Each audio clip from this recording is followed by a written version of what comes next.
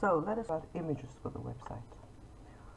Now, what you will be doing when you select images for your website is what we call curating. You will be curating a collection. So there are things that you need to pay attention to, and in this video we will go over them, and then at the end we will also look at how you would be adjusting and resizing the images in Photokey before you put them into Wix. So on the main WixTrix site, on the left I have all of these links for free image portals. There are two kinds. There are solid ones, and then there are also transparent background ones, for which I will be doing a separate video actually. Let's stick with these for now. I have already opened them. So we have Pexels, we have Pixabay, we have Unsplash, and we have FreePic. And FreePic is especially very good for background images and also food images. If you're making a website that has to do with food, it's excellent for that. So what you would be doing is you would be making a collection which is for your website. So I've made one here already. It is called the Angry Cat website. I'm going to delete this eventually when this class is over, obviously. And I have collected the images that I think I want to use in this collection. So there are certain commonalities in these images. They are all colored images, that's one. And they obviously, I have cat images, I have exercise images, and then with the exercise images I have two kinds. I have two that are happening in a studio somewhere in the same location actually, and then I have two that have open air backgrounds behind them. So I would either be using these two or these two, because these have the same style, these two have the same style, and then these two have the same style. So I would not be picking this and using them in the same website, because they are stylistically different. So when you are curating a collection, these are the kinds of things that you have to pay attention to. Do the images actually fit with each other? Do they have the same style? So, for example, another example, I would be maybe using this image and this image together, because they are both photographs. They are not colorized. They don't look like as if they were made by a computer, although this one very obviously is, but it doesn't give that feeling. Or I would be using this and this together, or this and this together, or this and this together, or this and this together, but I would not be combining this with this, because this is a colorized image, and we will get to that in a minute. So if I were to pick two here, I would maybe pick this and this, because these two again have the same style. They are both these colorized images, they are both blue. Or I might pick this and this together, because although this is a colored image and this is a colorized image, they still have the same style because of all of these social media buttons which they both have. So they have something in common. So that is what you need to pay a lot of attention to, is that your images, particularly the ones that are on the same page of the website, but the whole website in general, have the same style. That they don't, like, some of them are black and white, some of them are colored, some of them are colorized, some of them are computer manipulated images, some of them are direct photographs. That kind of a mixture you don't want. You want things to have a stylistic consistency, and that is how you pick your images. Now, the way that adding an image to a collection works is like this. So let me just search for something here, and let's say I want to add this image to the collection. I would need to add it from here, and then it goes, and let's say I want to make a new collection. So the only way that I can create a new collection is by actually clicking on an image and deciding to add it in here. So I would be writing, I would click on this, and whatever I want to call it, I would just give it a new name, like let's say Angry Cat version 2.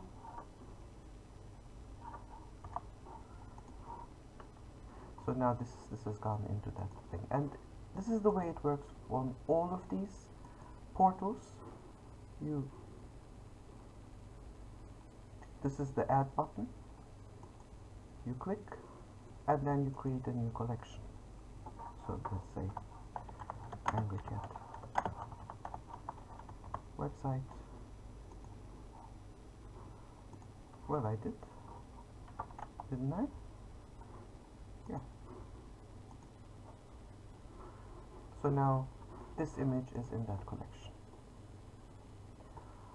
And again, I would be searching for whatever it is that I'm searching for. Let's say I'm searching for avocados, because I do have avocados in that website. So I would be whatever avocado photograph I want. Let's say I want this one.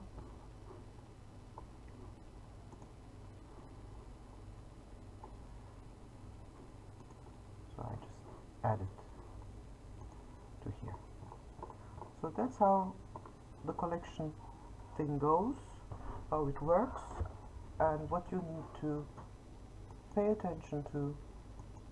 Were we here? Yep. Let me go back to here. And the thing that I want to repeat this, the thing we need to pay attention to is that our photographs are of the same style. It is not just the subject matter that is important, it is also the style, the visual look of the photograph that is important, what the color scheme is, what the background is like, things like that. So again, this is a really good example here.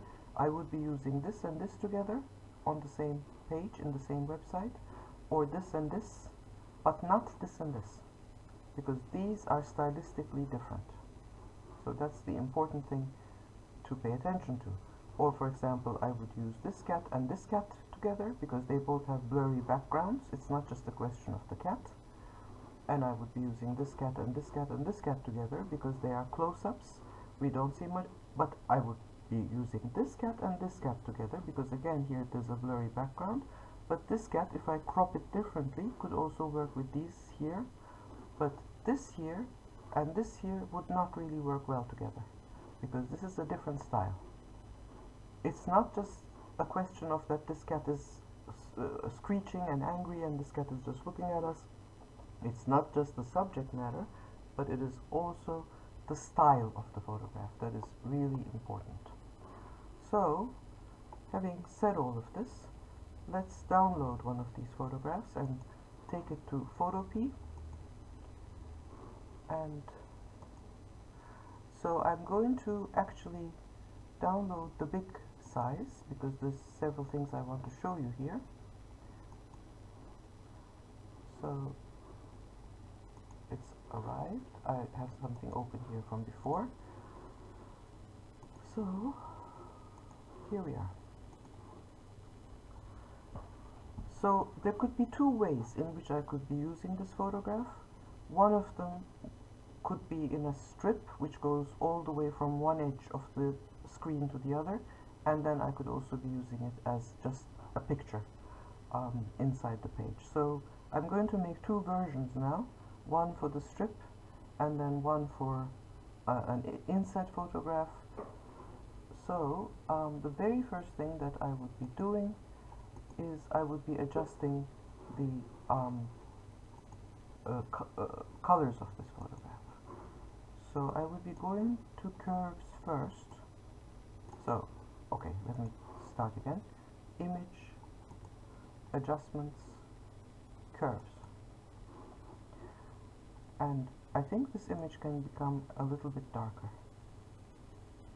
So when I move this down, it's actually going to get really dark. If I move it down, down, down, down, down, it's going to become like this. Obviously, that's not what I want. I just want it to become a little bit darker so that we have a little bit more of the background.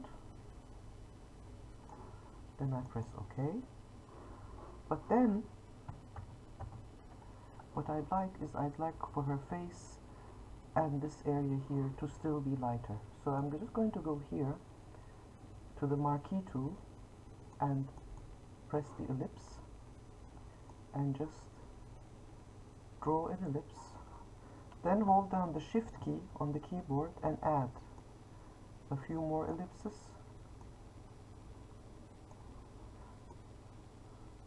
Like this, this, like so, a little bit here, a little bit on her leg, and then if you go to select, modify, feather. Now this has a shortcut, it's Shift F6, which is a good one to know. Now I'm just going to click on here, and I'm going to give what I have selected a feather, so that, okay, actually let me show you this. Let me show you what would happen without the feather. So I'm just going to, let me see, hide guides, it's control, semicolon, hide, well, selection, okay, now I've closed it. Now let me go back to the curves and let me open it up, and as you can see it's going to give me a really hard edge, which obviously I don't want. So what I do is I go to feather and I enter a value. I'm going to enter 35. Okay, and now I'm going to hide, it's Control H, hide the selection, and now I'm going to go back to curves and open it up, and as you can see her face is now becoming much lighter, and the top of her leg and her shoulder, but we are not seeing that hard edge because we gave it a feather.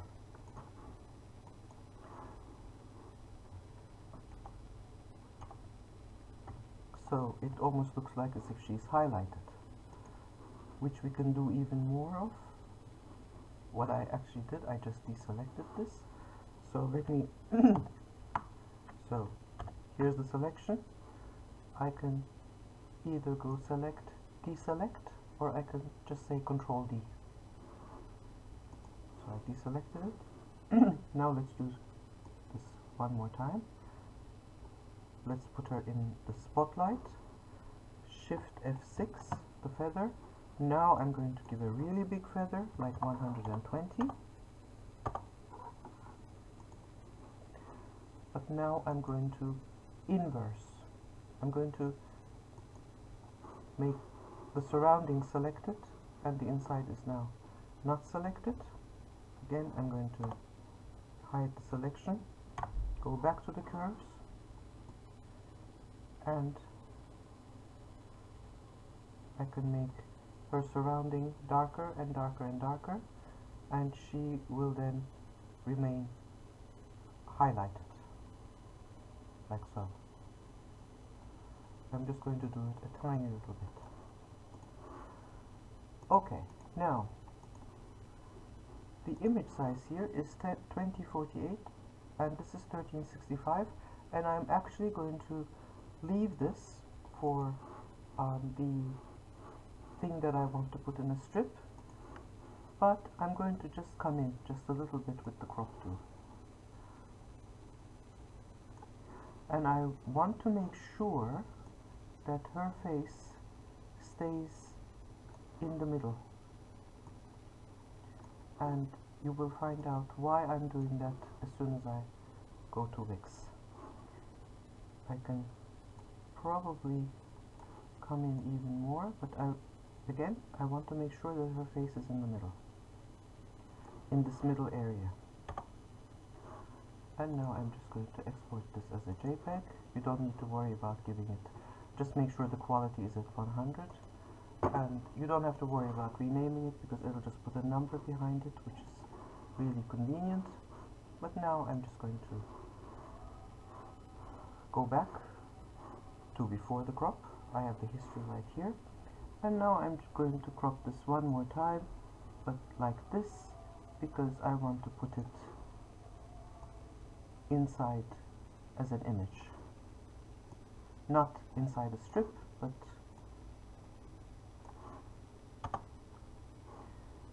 so I'm going to export it again.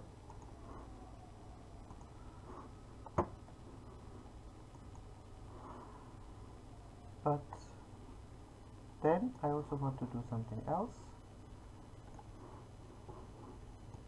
Again, I want the face in the middle. Now what I want to do is I also want to colorize this. So I'm going to go to Image Adjustments, Hue Saturation, click on Colorize, which is first going to make it gray. Then I'm going to increase the saturation here, and then if I play with the hue, it will give me all kinds of colors, but it will always be one color. The whole image will be one color. So I think I'm quite happy with the red here.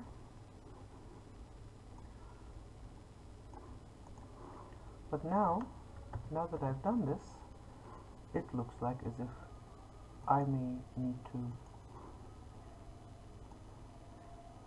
lighten her up a bit more. So again, I'm holding down the Shift key and I'm just adding ellipses.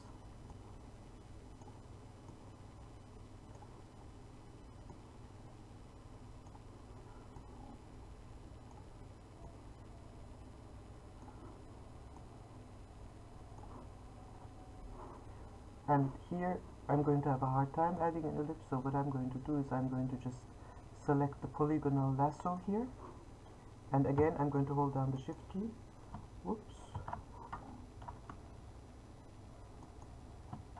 Hold on. How do I... If I hold down the Shift key...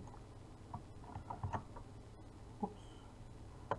I'm not sure how you add with the polygonal lasso. So I have it selected. Here we go. So you need to click inside the selection. This is different from Photoshop. I didn't know that. And then you need to join it up. Okay, now I've got it. Now again, feather, Shift F6. 120 is going to be too much here. Let's make it 60. Actually, no, let's not make it 60. Let's make it less, because I'm losing the legs here and I don't want to lose the legs. So let's make it 30. Hide the selection and then open it back up. Because the colorization made her go very dark, which I didn't want. So I'm doing it again. I've done it again. Okay, now let's save this as a JPEG as well. And now let's bring these into Wix. Now I'm going to add a strip. Whoops. And I can't say this often enough, people.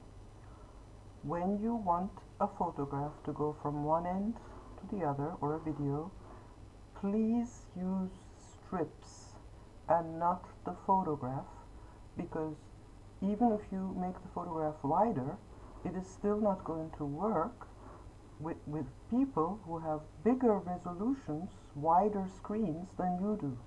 You will see it look like as if it's working, like as if it's going from edge to edge, but it isn't. Anybody with a higher resolution monitor is going to see these holes on either side, which will look pretty awful. Now, let's go here, and I have already uploaded this, and let's change the background. Now, if you want to have the strip be at the top, like so, then no problem. You just make it wider or whatever. But I actually want to do something different here. I want to give the strip an animation as well, show you how to do that while we're here, while we're having this tutorial. So let me just move this up here. Let's just center it. And let's move the strip down. Because in order for an animation to work in a strip, the strip actually has to be somewhere in the middle of the page and not at the top or the bottom. And you will see why in just a minute. Now, I'm going to give this a parallax scroll. So when you go to the settings, you will see that it says scale to fill. It will not scale it in the original size. It will always either say scale to fill or tile, which is the reason why I actually gave this image a lot of space at the top and the bottom when I was doing it in Photopea, because here's how it would actually work. So when I preview this, you can see that the page is moving down, but the photograph, it looks like as if it's staying in the same place. It looks like as if it's in the background and then the whole page is in the foreground, so it gives this very, very nice three-dimensional effect. Now you can also do other kinds of animations. I don't really use too many of them, but let's try them out. Let's say zoom in, for example. Let's see how that works. So as we're going down, it's zooming in, and as we're going up, it's zooming out. So let's try another one. I'm not exactly sure whether the skew would work. Now the close-up, I think, would need a really, really big photograph to work properly. Let's try this out. I've never tried it out myself. Yes. We would need a really, really big photograph for this to work well, because here, as you can see, the quality of the photograph is already getting bad as we're zooming in. So we would need, when we let's see, we downloaded this from here, and the largest size that we can have is 24 wide, which would not be enough for a close-up. We would need to have a much, much wider size. We would need to have maybe 3000, 3500, 4000, something like that, for that to actually work. So let's stick with the parallax scroll, which for me is one of the nicest ones anyway. So this fade in, fade out, zoom in, zoom out, pan right, pan left. Let's just try this. No idea what it does, but let's see. So it's moving to the right or to the left. Again, for which we would need a bigger size. Okay. Now, again, like I said, for these animations to work, your strip needs to be somewhere in the middle of your page and not at the bottom and not at the top, because that will not give the animation enough room to actually work in. So let's just move this down a bit. Now the other thing that we can obviously do is we can add that photograph as an image, and I had already made a crop for that. I think it was this one right here. Yep.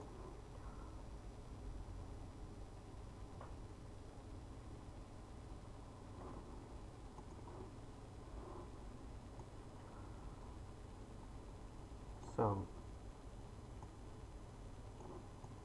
here it is, and what I would then probably do is I would just make the text left aligned so that it creates a nice straight line with the photograph rather than the thing. But now here's the thing that I want to show you. Now this photograph is colorized, right? And this photograph is just a regular photograph with regular color. So the stylistic thing that I was talking about, here you can see how this isn't working, because this is a different style. This photograph is a regular, normal, real-life colored photograph, and this one is colorized. So the two of them are not really working well together, are they? So what you would do is you would, let's see, go back to hue saturation. You don't need to colorize it again. Let's just change the, whoops, hold on, we still have the selection here, so we need to deselect and do it again.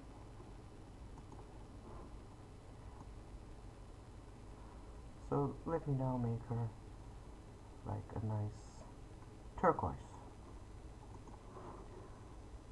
and then crop her.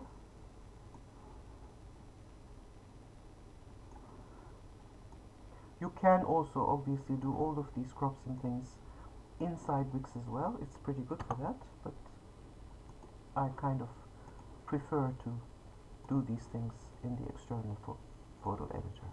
You have more control, obviously. So now let's just again export this as a JPEG, come back here, change image,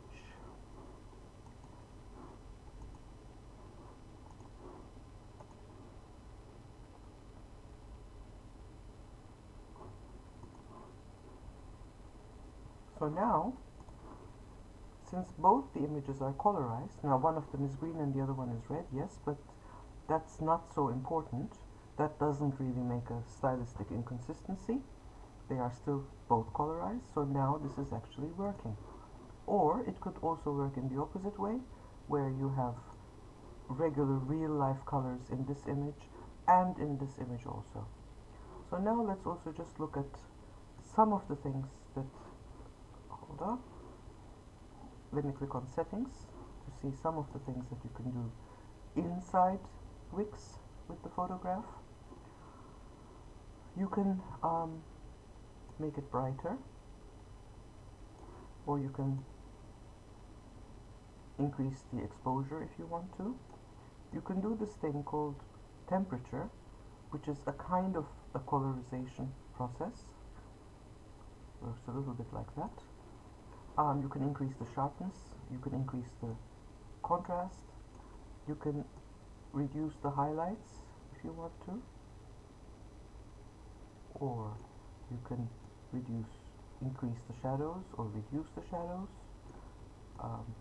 increase the highlights, you can increase the saturation or decrease the saturation.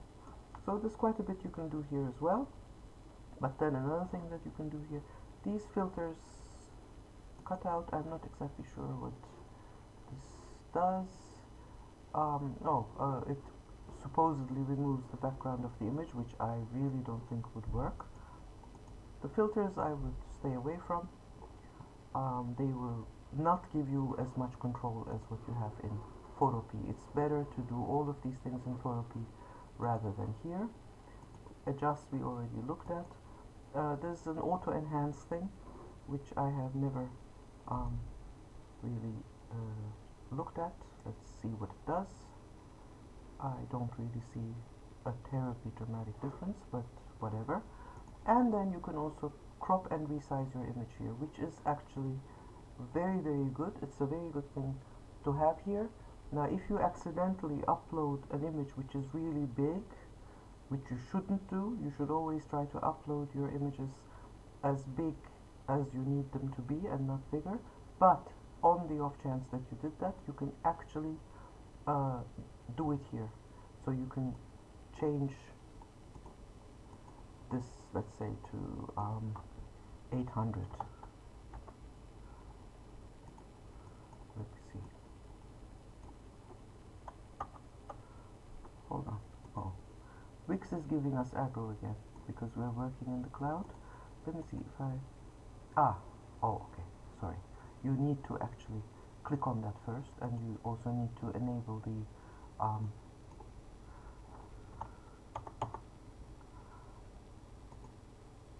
So when you click on this, then it also gives you the new size.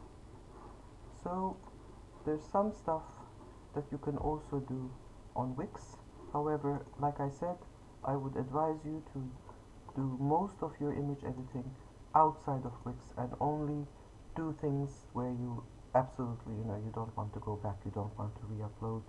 It's going to take you a long time. When you resize a photograph which you uploaded accidentally, which was very, very big, so it's taking up a lot of space because you only have 500 megabytes of storage space, which is not very much at all, then make sure that you go back into the media library here and delete the photograph that you don't want, that you accidentally uploaded. You just go like this, move the trash, and then every once in a while you go to your trash and you clean the trash as well, so that you never have stuff that you don't really want and that is eating up your storage space. Okay, so that's it for this tutorial, and I'll see you in the next one.